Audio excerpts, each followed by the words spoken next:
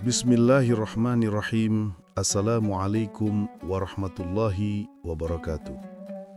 Alhamdulillah, kita bisa kembali bertemu di channel ini, sebuah ruang sederhana tapi penuh makna, di mana kita belajar bersama tentang rahasia kehidupan, hukum semesta, dan bagaimana cara kita menata diri agar hidup tidak lagi sekedar bertahan, tapi juga berlimpah dengan keberkahan. Salawat dan salam tak lupa kita kirimkan kepada junjungan kita, Nabi Muhammad SAW, teladan agung yang telah menunjukkan kepada kita jalan cahaya. Semoga kita semua mendapatkan syafaat beliau kelak di hari akhir. Saudaraku yang beriman, sebelum kita masuk lebih dalam, izinkan saya mengajak kita semua untuk terlebih dahulu menata hati. Mari kita hadirkan rasa syukur yang tulus kepada Allah Subhanahu wa Ta'ala, karena berkat izinnya kita masih diberikan kesehatan, kesempatan, dan juga waktu untuk sama-sama belajar. Dan seperti biasa, saya ingatkan kepada sahabat sekalian, jangan lupa untuk mendukung channel ini dengan menekan tombol like, subscribe, dan aktifkan lonceng notifikasinya, agar setiap kali ada pembahasan baru, sahabat tidak ketinggalan. Sampaikan juga komentar terbaik kalian, karena seringkali dari komentar itu lahir diskusi yang membuka pintu ilmu baru bagi kita semua. Sahabat, ada sebuah wejangan leluhur Nusantara yang mungkin bagi sebagian orang terdengar aneh, bahkan bisa jadi membuat kita tertawa miris jika didengar di zaman modern ini. Dulu, orang-orang tua kita mengatakan bahwa manusia itu ibarat gamelan, sebuah alat musik tradisional yang kalau dipukul dengan nada rendah, suaranya berat, murung, dan membuat orang yang mendengarnya enggan berlama-lama. Tetapi, ketika gamelan dipukul dengan nada tinggi, suaranya menjadi nyaring, semangat, bahkan mampu menggerakkan orang untuk menari. Makna dari wejangan ini sesungguhnya sederhana namun dalam. Hidup manusia akan nyetel sesuai nada yang ia pancarkan. Jika energi yang keluar dari dirinya suram, penuh keluhan, penuh rasa kurang, maka kehidupan pun akan bergema dengan nada serupa. Tetapi ketika ia mampu memancarkan getaran semangat, keikhlasan, rasa cukup dan rasa syukur, maka kehidupan pun akan merespon dengan harmoni. Kalau kita tarik pada realita hari ini, barangkali kita akan menemukan potret yang sering membuat dada terasa sesat. Banyak orang bekerja banting tulang, lembur tanpa kenal waktu, berangkat pagi pulang malam, namun hasilnya tetap seperti air keran yang bocor, mengalir kecil, bahkan seringkali habis sebelum sempat dirasakan. Sementara di sisi lain, ada orang-orang yang kelihatannya santai, hidupnya terlihat tenang, bahkan sering nongkrong di kafe sambil menyeruput kopi. Namun rezekinya mengalir deras seperti sungai di musim hujan. Pemandangan ini membuat sebagian orang berbisik dalam hati, hidup ini tidak adil. Dan jujur, siapa di antara kita yang tidak pernah berpikir seperti itu? Saya sendiri pun pernah, bahkan sering merasa bahwa dunia ini bagai panggung sinetron absurd. Yang berbuat baik justru terpuruk, sementara yang seenaknya justru hidup bergelimang harta. Namun, ada sebuah rahasia besar yang jarang dibicarakan terbuka. Rahasia yang sesungguhnya sederhana tetapi dampaknya bisa mengubah seluruh arah hidup kita. Rahasianya adalah bahwa rizki, peluang, bahkan orang-orang baik yang bisa menjadi pintu rizki, semua itu sesungguhnya tidak peduli siapa kita. Mereka hanya datang mendekat kepada orang yang frekuensinya selaras. Sama seperti radio jadul yang harus diputar dengan debat agar bisa menangkap siaran dengan jernih. Kehidupan pun menuntut hal yang sama. Jika frekuensi kita masih bergeser, suara kehidupan terdengar kresek-kresek, penuh gangguan. Dan ketika frekuensi diri masih salah channel, maka jangan heran jika rezeki enggan mampir. Jadi kuncinya bukan mengejar rezeki. Kuncinya adalah menjadi magnet yang memancarkan frekuensi yang benar. Mari kita renungkan sejenak.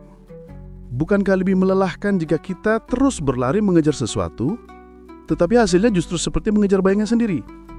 Bayangan itu tidak akan pernah bisa kita tangkap kecuali kita berhenti berlari. Begitu pula dengan uang.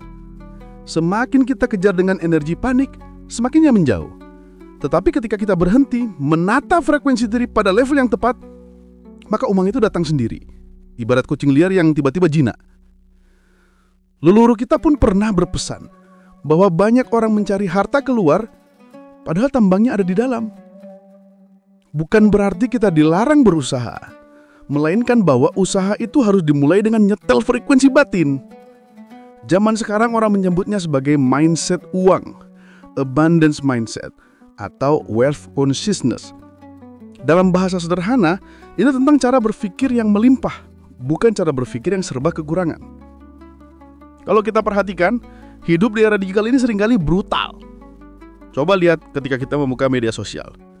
Scroll sebentar di Instagram, kita menemukan orang yang pamer liburan ke Maldives. Buka TikTok, ada anak muda usia 20-an sudah bisa mengendarai mobil miliaran. Sementara kita masih pusing memikirkan cicilan, gaji yang baru mampir sebentar langsung lenyap.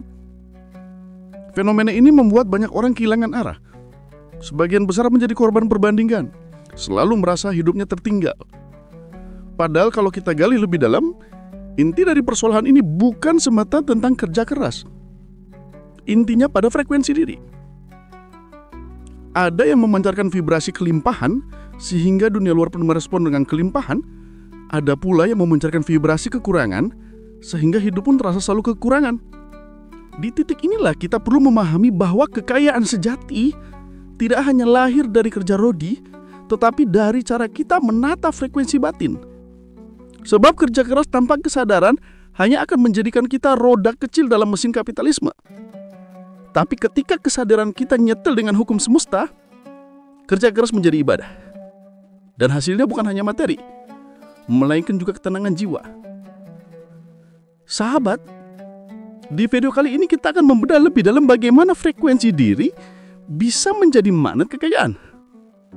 Kita akan membicarakan hal-hal yang mungkin selama ini tidak pernah diajarkan di sekolah, tidak ada di kurikulum formal, tapi sudah lama dijaga oleh leluhur, ditegaskan dalam ajaran agama, dan kini bahkan dibuktikan oleh sains.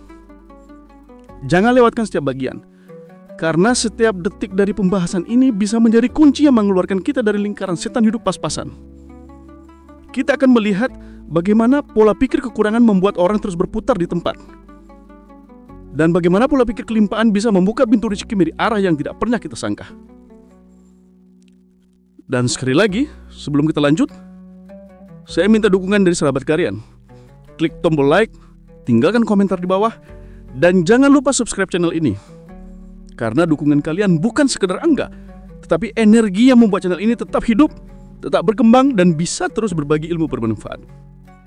Baiklah, setelah kita memahami gambaran awal tentang bagaimana hidup kita sesungguhnya bergantung pada frekuensi yang kita pancarkan, mari kita melangkah lebih dalam.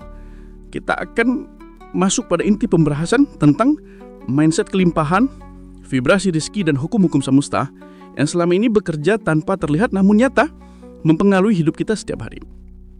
Kalau kita menilik lebih jauh, akar dari segala keruwetan finansial dan mental manusia modern sesungguhnya bukan semata pada kurangnya kerja keras, melainkan pada mindset yang salah.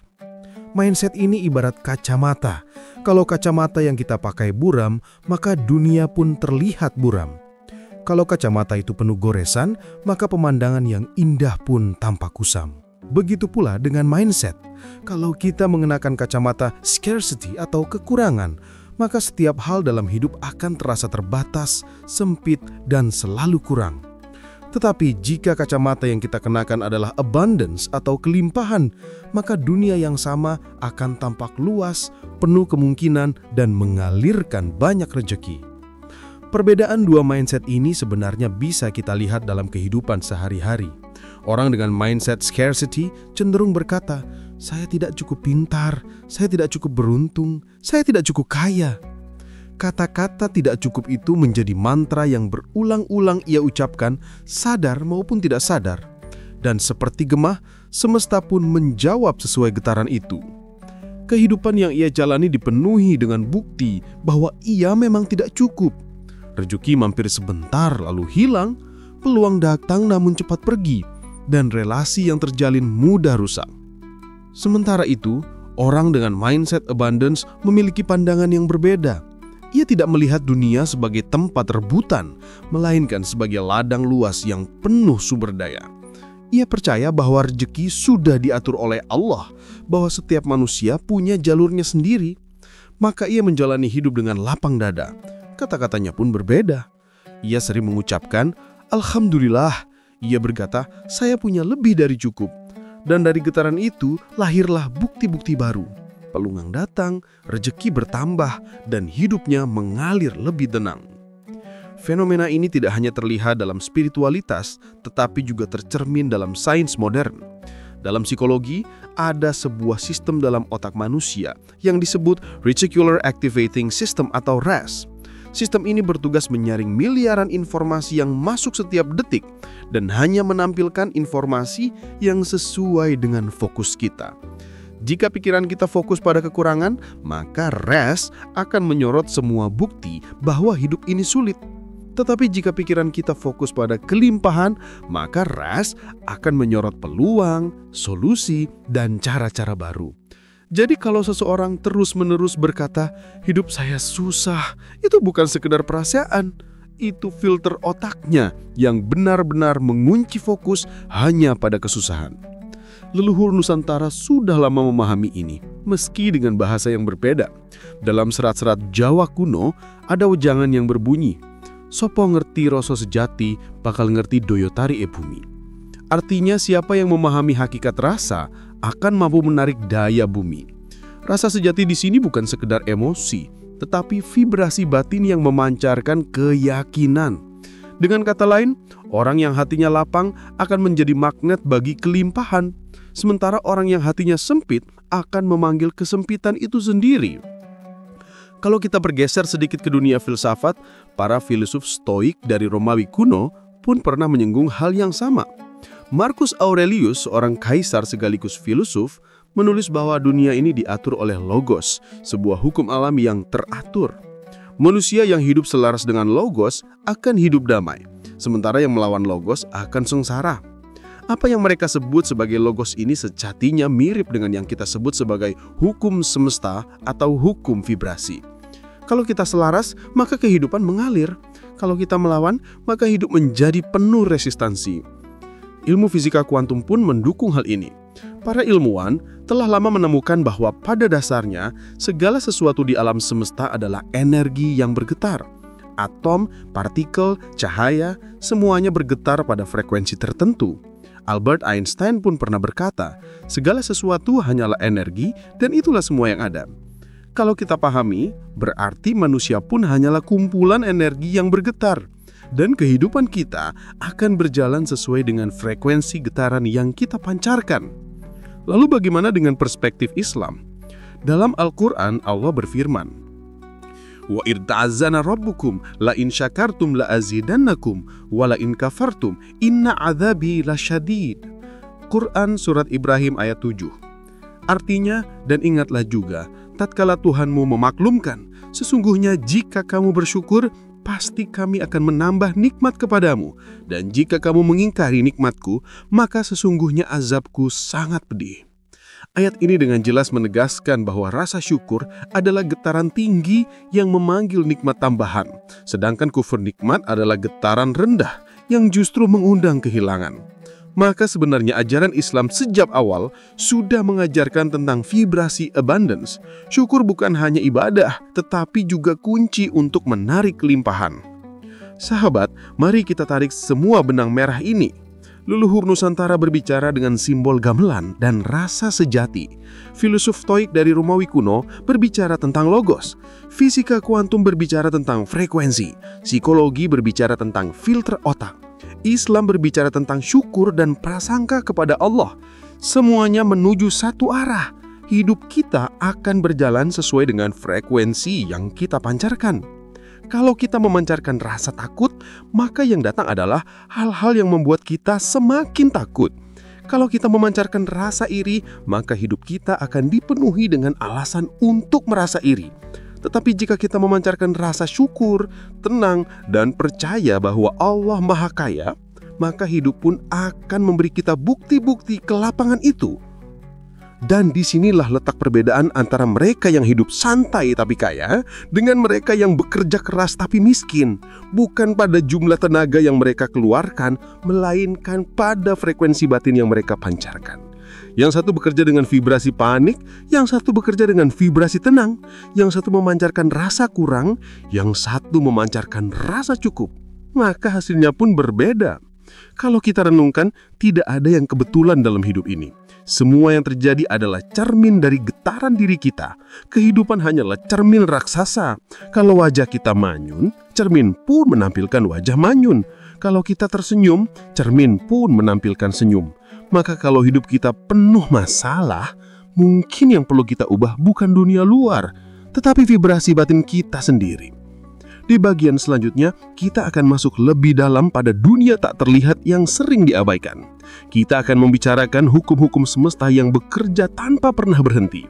Hukum-hukum ini menjelaskan mengapa frekuensi diri bisa menarik atau menolak rezeki, mengapa ada orang yang auranya memikat, sementara ada yang auranya menolak, dan bagaimana cara kita selaras dengan hukum-hukum itu. Kalau dunia nyata menampilkan angka saldo, grafik keuangan, dan catatan bisnis, maka dunia tak terlihat menampilkan sesuatu yang jauh lebih halus. Ia berbicara tentang energi, tentang vibrasi, tentang niat batin yang memancar tanpa suara, namun mampu mengatur jalannya rezeki. Leluhur Nusantara sejak dulu percaya bahwa realitas fisik hanyalah kulit luar dari buah kehidupan. Sementara inti yang menentukan ada pada getaran halus. Itulah sebabnya mereka senantiasa melakukan doa sebelum menanam padi, memberi sesajen sebelum melaut, atau menjalani tirakat sebelum memulai usaha besar. Itu semua bukan sekedar tradisi kosong, tetapi upaya menyelaraskan energi agar tindakan fisik punya resonansi yang tepat. Sebagian orang modern sering menertawakan hal-hal semacam itu, menganggapnya klinik tanpa dasar. Padahal jika kita melihat dengan kacamata ilmu, ada benang merah yang nyata. Fisika kuantum menyatakan bahwa partikel bisa berubah hanya karena keberadaan pengamat. Kesadaran mempengaruhi realitas. Artinya, pikiran dan hati kita bukan hanya penonton, tetapi juga pemain dalam drama semesta. Leluhur kita mungkin tidak mengenal istilah observer effect atau quantum field, namun mereka menamainya dengan doa, mantra, atau tenaga dalam. Intinya sama, realitas bergerak mengikuti kesadaran. Ada beberapa hukum semesta yang sejak dulu diyakini bekerja meski tak terlihat mata. Hukum pertama adalah hukum korespondensi. Apa yang ada di dalam diri akan tercermin di luar diri. Kalau hati sempit, dunia pun terasa sempit. Kalau hati lapang, dunia pun terasa luas. Orang yang hidup dengan rasa takut melihat segala sesuatu sebagai ancaman. Sementara orang yang hidup dengan rasa syukur melihat segala sesuatu sebagai nikmat. Hukum kedua adalah hukum resonansi. Semesta ibarat panggung musik. Jika sebuah senar gitar dipetik, senar lain yang memiliki frekuensi sama akan ikut bergetar. Begitu pula manusia. Ketika seseorang memancarkan vibrasi kelimpahan, orang-orang dengan energi kelimpahan akan tertarik masuk dalam hidupnya. Tetapi kalau yang ia pancarkan adalah vibrasi kekurangan, maka orang-orang dengan energi serupalah yang datang, membawa drama, masalah, dan keributan. Hukum ketiga adalah hukum polaritas. Segala sesuatu memiliki pasangannya. Ada siang dan malam, kaya dan miskin, sehat dan sakit. Hidup ini selalu berjalan dalam kutub-kutub yang berlawanan. Tetapi polaritas bukan musuh, melainkan pasangan. Dengan menyadari ini, kita bisa bergeser dari satu polaritas ke polaritas lain. Dari miskin menuju kaya, dari takut menuju berani, dari sempit menuju lapang. Perubahan itu tidak terjadi dengan memaksa dunia luar, melainkan dengan menggeser frekuensi batin kita. Hukum keempat adalah hukum ritma. Alam semesta bergerak dalam siklus. Ombak laut datang dan pergi, bulan purnama lalu sabit, musim hujan berganti kemarau. Begitu pula hidup manusia. Ada masa naik, ada masa turun. Orang yang paham hukum ini tidak panik ketika sedang berada di masa surut, sebab ia tahu pasang akan datang. Sebaliknya, orang yang tidak paham akan hanyut dalam arus, kehilangan kendali, dan semakin sulit naik kembali. Hukum kelima adalah hukum vibrasi. Segala sesuatu bergetar, pikiran, perasaan, tubuh, bahkan benda mati sekalipun. Getaran inilah yang menentukan kualitas hidup kita. Orang yang pikirannya penuh cemas memancarkan getaran rendah, dan getaran rendah itu menarik hal-hal rendah pula. Sementara orang yang hatinya tenang memancarkan getaran tinggi, dan hal-hal yang tinggi akan datang mendekat. Ada pula hukum gender energy. Semua hal memiliki aspek maskulin dan feminin. Energi maskulin adalah dorongan, kerja, logika. Energi feminin adalah menerima, mengalir, merawat. Kalau seseorang hanya mengandalkan energi maskulin, hidupnya jadi keras, kaku, dan cepat lelah. Ia perlu menyeimbangkan dengan energi feminin agar ada aliran, ada kelembutan, ada ruang untuk menerima. Dan jangan lupa hukum akumulasi energi halus. Emosi yang diulang-ulang akan menumpuk menjadi medan energi. Orang yang setiap hari mengeluh, auranya akan berat, membuat orang lain enggan mendekat. Sebaliknya, orang yang setiap hari bersyukur, auranya ringan, membuat orang lain nyaman berada di sekitarnya. Itu bukan sugesti, melainkan akumulasi getaran halus yang terus dipancarkan. Kalau kita tarik ke sufisme, para wali Allah telah lama memahami ini. Zikir bukan sekedar lafaz di bibir, tetapi cara menyetel frekuensi batin agar selalu nyambung dengan cahaya ilahi. Orang yang hatinya penuh zikir, auranya bercahaya. Tidak heran jika doa mereka lebih cepat terkabul, sebab vibrasinya selaras dengan sumber rezeki. Sebaliknya, orang yang hatinya penuh keluhan, doa mereka lemah, sebab vibrasinya penuh keraguan. Dalam Al-Quran pun ditegaskan, Allahumma malikal mulki tu'til mulka man tasha' wa tanzi'ul mulka mimman tasha' wa tu'izzu man tasha' wa tudhillu man tasha' biyadikal khair innaka ala kulli syai'in qadir.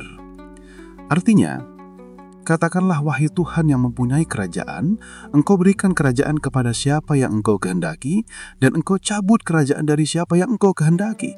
Engkau muliakan siapa yang Engkau kehendaki, dan Engkau hinakan siapa yang Engkau kehendaki. Di tangan-Mu lah segala kebajikan. Sesungguhnya Engkau maha kuasa atas segala sesuatu. Ayat ini menunjukkan bahwa kekuasaan, rezeki, kemuliaan semua ada di tangan Allah.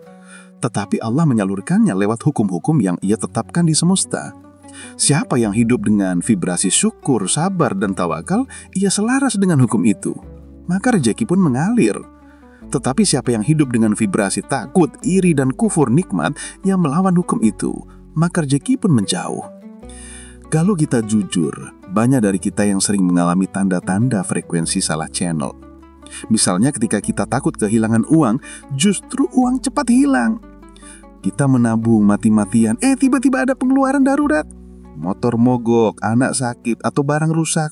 Itu bukan kebetulan, itu resonansi dari pikiran takut kehilangan yang kita pancarkan. Sebaliknya, pernahkah kita mengalami momen di mana hati terasa sangat bahagia, entah karena gajian atau karena kabar baik, lalu tiba-tiba datang kejutan lain yang menyenangkan? Itu juga bukan kebetulan, itu bukti bahwa vibrasi syukur menarik kejadian-kejadian selaras. Kalau kita tidak paham hukum-hukum semesta ini, kita akan terus merasa hidup tidak adil. Kita menyalahkan pemerintah, menyalahkan bos, menyalahkan sistem. Padahal ada orang lain di kondisi yang sama, tetapi mereka bisa berkembang karena vibrasinya selaras dengan peluang, bukan dengan ketakutan. Hukum semesta bekerja tanpa padang buluh. Ia tidak peduli kita siapa, ia hanya merespon getaran yang kita pancarkan. Maka, kalau kita ingin mengubah realitas, yang pertama harus kita ubah bukan dunia luar, melainkan dunia dalam. Dan disinilah kita menemukan titik temu yang indah. Leluhur Nusantara dengan wejangan gamelan, filosof stoik dengan logos, physical one dengan teori frekuensi, psikolog dengan filter otak, dan ulama dengan ajaran syukur. Semuanya menuju pada satu kebenaran. Hidup berjalan sesuai dengan vibrasi yang kita pancarkan. Dan di bagian berikutnya, kita akan melihat bagaimana menerapkan semua pemahaman ini dalam kehidupan sehari-hari. Bagaimana langkah praktis untuk menggeser frekuensi dari scarcity menuju abundance. Bagaimana cara agar doa tidak hanya lafaz tetapi juga getaran batin yang kuat. Bagaimana syukur, sedekah, zikir pergaulan, dan visualisasi bisa menjadi alat untuk mereset energi diri kita. Karena pada akhirnya, Teori tanpa praktek hanyalah pengetahuan yang kering. Kita butuh menghidupkannya agar benar-benar menjadi magnet kekayaan dalam hidup kita. Setelah kita bicara panjang lebar tentang filosofi leluhur, hukum semesta, dan dunia tak terlihat yang mengatur aliran rezeki, sekarang waktunya menurunkan semua itu ke ranah paling nyata, kehidupan sehari-hari. Karena sebanyak apapun teori yang kita dengar, ia tidak akan mengubah apa-apa kalau tidak kita hidupi. Abundance mindset tidak berhenti pada kata-kata manis. Ia adalah latihan, ia adalah kebiasaan, ia adalah jalan hidup. Bayangkan seseorang bangun pagi. Apa yang pertama kali ia lakukan akan sangat menentukan frekuensi hari itu. Kebanyakan orang hari ini begitu bangun langsung meraih ponsel, membuka media sosial, melihat kabar orang lain, dan otaknya langsung penuh perbandingan. Dari awal hari, ia sudah menyalakan mode scarcity, karena yang dilihat adalah orang lain lebih kaya, lebih bahagia, lebih sukses. Hatinya ciut, energinya bocor, dan hari itu pun berjalan berat. Leluhur kita berbeda. Mereka memulai hari dengan niat. Niat adalah getaran pertama yang membuka pintu rejeki. Mereka mengucapkan doa, menyalakan semangat, menyapa alam dengan syukur. Dan niat ini yang membentuk jalannya hari. Karena itu, praktek pertama yang bisa kita lakukan adalah menyetel niat setiap pagi. Bangunlah, tarik napas panjang, dan katakan dalam hati dengan penuh rasa, hari ini saya hidup dalam kelimpahan Allah. Saya terbuka untuk rezeki dari segala arah. Saya percaya bahwa nikmat mengalir tanpa henti. Latihan sederhana ini seperti memutar frekuensi radio. Kalau kita tidak menyetel, suara yang keluar hanyalah noise. Tetapi dengan niat yang jelas, kita nyambung ke saluran yang jernih. Dan frekuensi ini akan menarik pengalaman-pengalaman selaras sepanjang hari. Praktik kedua adalah syukur harian. Leluhur Nusantara punya tradisi memberi sesajen atau ritual terima kasih kepada alam. Itu bukan penyembahan pada sesuatu selain Allah, melainkan simbol kesadaran bahwa kita hidup dari pemberian yang tidak pernah kita buat sendiri. Air yang kita minum, tanah yang menumbuhkan padi, udara yang kita hirup, semua bukan hasil kerja kita, semuanya hadiah. Dalam Islam pun jelas dikatakan, la in syakartum la azidannakum. Jika kamu bersyukur, niscaya aku tambah nikmatmu. Syukur adalah hukum vibrasi. Dengan melatih diri menuliskan 3 hal yang kita syukuri setiap malam, sekecil apapun, kita menggeser otak dari mode kekurangan ke mode kelimpahan. Semesta pun menambahkan alasan untuk terus bersyukur. Praktek ketiga adalah tirakat atau puasa dalam bentuk modern. Tidak selalu soal menahan lapar, tetapi soal melatih diri menurunkan ego. Di era digital, tirakat bisa berarti puasa media sosial, puasa belanja impulsif, atau puasa bicara negatif. Dengan mengurangi kebisingan, hati menjadi peka. Dan kepekaan inilah yang membuka pintu-pintu rezeki halus yang biasanya kita abaikan. Praktik keempat adalah mengelola circle. Tidak bisa dipungkiri, vibrasi orang-orang di sekitar kita sangat mempengaruhi. Kalau setiap hari kita bersama orang yang kerjanya mengeluh, gosip, dan menyalahkan keadaan, energi kita ikut tersengat turun. Tetapi kalau kita masuk circle yang membicarakan ide, peluang, dan pertumbuhan, energi kita otomatis naik. Itulah sebabnya pepatah bilang, kita adalah rata-rata dari 5 orang terdekat. Bukan hanya rata-rata harta, tetapi juga rata-rata vibrasi. Maka mulai sekarang, pilihlah circle yang mengangkat, bukan yang menyeret. Praktek kelima adalah sedekah dengan niat kelimpahan. Sedekah bukan sekedar memberi uang, tetapi juga memberi energi, memberi senyum, memberi waktu, memberi perhatian. Dan yang terpenting adalah niat di baliknya. Kalau kita memberi dengan rasa takut miskin, vibrasi kita tetap scarcity. Tetapi kalau kita memberi dengan rasa percaya bahwa Allah Maha Kaya, vibrasi kita melompat tinggi. Hukum semesta jelas, apa yang keluar akan kembali berlipat ganda. Semakin kita memberi, semakin banyak aliran yang kembali. Praktek keenam adalah journaling vibrasi. Setiap malam catatlah bagaimana energi kita berjalan hari itu. Apakah lebih banyak syukur atau keluhan? Apakah lebih banyak bahagia atau marah? Dengan mencatat, kita menyadari pola. Kesadaran ini penting karena apa yang tidak kita sadari tidak bisa kita ubah. Begitu kita sadar kebocoran energi, kita bisa mulai menambalnya. Praktek ketujuh adalah doa dengan vibrasi yang benar. Banyak orang berdoa sambil hatinya penuh cemas, penuh keraguan, penuh curiga apakah Allah akan mengabulkan. Doa seperti ini lemah. Doa yang kuat adalah doa yang diiringi keyakinan penuh, rasa syukur, dan kepasrahan. Ketika hati berkata, "Ya Allah, Engkau Maha Kaya, aku percaya rezeki sudah Engkau atur. Aku tinggal membuka wadah untuk menerimanya." Doa itu menjadi getaran kuat yang menembus langit. Praktek ke-8 adalah visualisasi. Bayangkan setiap malam sebelum tidur bahwa rezeki mengalir deras. Bayangkan berdiri di bawah air terjun cahaya emas, merasakannya mengalir ke dompet, ke rekening, ke hati. Rasakan bahagia seakan itu sudah terjadi. Otak tidak bisa membedakan antara realita dan imajinasi yang terasa nyata. Dan dengan mengulang visualisasi ini, kita menulis ulang jalur saraf otak untuk menerima kelimpahan. Praktik ke-9 adalah grounding energi. Leluhur dulu sering nyeker di tanah, berjalan di sawah, duduk di pinggir sungai. Itu bukan sekedar karena sandal belum ada, melainkan karena mereka paham energi bumi bisa menetralkan energi negatif. Cobalah luangkan waktu untuk berjalan di atas rumput, pasir, atau tanah setiap hari. Rasakan sambungan tubuh dengan bumi. Getaran itu akan membuat energi kita stabil. Dan yang terakhir, praktek ke-10 adalah ritual malam sunyi. Sebelum tidur, duduklah dalam keheningan. Tenangkan pikiran, dengarkan detak jantung, rasakan syukur atas hari yang sudah lewat. Ucapkan dalam hati, hari ini aku cukup, besok aku siap menerima yang lebih baik. Dengan tidur dalam vibrasi lapang, kita bangun dengan energi segar. Semua praktik ini mungkin terdengar sederhana, tetapi justru dalam kesederhanaan itulah letak kekuatan.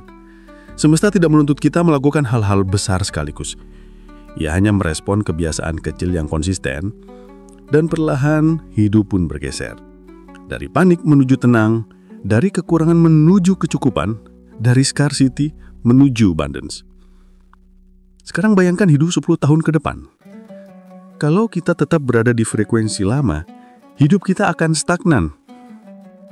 Bangun pagi dengan kepala berat, tidur malam dengan hati cemas. Hidup di roda hamster, berlari kencang tetapi tidak pernah maju. Tetapi kalau kita benar-benar mempraktikkan abundance mindset ala leluhur, 10 tahun ke depan kita bisa hidup dengan tenang. Bukan hanya rekening yang cukup, tetapi hati yang lapang. Bukan hanya punya harta, tetapi juga punya kesehatan, hubungan yang harmonis, dan jiwa yang damai. Inilah puncak dari abundance. Bukan sekedar uang, tapi keseimbangan. Ada orang kaya raya tetapi hatinya kosong, tidur dengan obat. Ada orang biasa saja tetapi hidupnya damai, keluarganya bahagia. Abundance sejati adalah ketika kita punya kecukupan di semua aspek. Materi, mental, spiritual, sosial. Dan pada akhirnya semua ini kembali kepada Allah. Semesta hanyalah ciptaan yang tunduk pada hukumnya. Kita tidak menyembah semesta, tetapi kita menyelaraskan diri dengan hukum yang Allah tetapkan. Sama seperti kita tidak menyembah gravitasi, tetapi kita menghormatinya dengan tidak melompat dari tebing sembarangan. Kita tidak menyembah hukum vibrasi, tetapi kita memanfaatkannya dengan menjaga hati dan pikiran agar tetap positif. Jadi pesan terakhirnya jelas. Jangan lagi mengejar rezeki seperti mengejar ayam di sawah. Semakin dikejar, semakin ia lari. Jadilah magnet. Jadilah orang yang frekuensinya nyetel sehingga rezeki datang sendiri. Dan magnet itu dibangun dengan niat, syukur, doa, sedekah, circle, dan latihan-latihan kecil setiap hari. Kalau kamu merasa narasi panjang ini membuka mata, jangan simpan sendiri. Bagikan ke teman, keluarga, atau siapapun yang sedang merasa stuck. Karena berbagi ilmu juga bagian dari abundance. Energi yang kita sebar akan kembali. Dan bisa jadi dengan satu kali berbagi, pintu rezeki terbuka lewat jalur yang pernah kita sangka. Terima kasih juga untuk semua yang sudah mendukung channel ini. Dukunganmu membuat konten semacam ini bisa terus hadir, memberi perspektif baru yang jarang dibicarakan di tempat lain. Anggap saja dukungan itu bukan sekedar kontribusi, melainkan investasi vibrasi. Karena dengan mendukung, kamu tidak hanya menolong channel ini, tetapi juga menyetel dirimu ke mode memberi. Dan semesta pasti memantulkan kembali. Sebelum kita akhiri, ingatlah kutipan sakral khas channel Hukum Semesta. Hukum semesta memang tak terlihat, tetapi nyata dan mengikat. Jangan remehkan yang tidak kelihatan. Listrik tidak kelihatan tetapi menyalakan lampu. Angin tidak kelihatan tetapi menggerakkan layar kapal. Cinta tidak kelihatan tetapi membuat orang sanggup melakukan hal-hal besar. Begitu pula vibrasi kelimpahan. Ia tidak kasat mata, tetapi efeknya bisa mengubah seluruh hidupmu. Maka sekarang giliranmu. Ubah frekuensi, geser mindset, hidupkan vibrasi kelimpahan. Jadilah magnet yang benar di rezeki tanpa harus mengejar dengan panik. Dan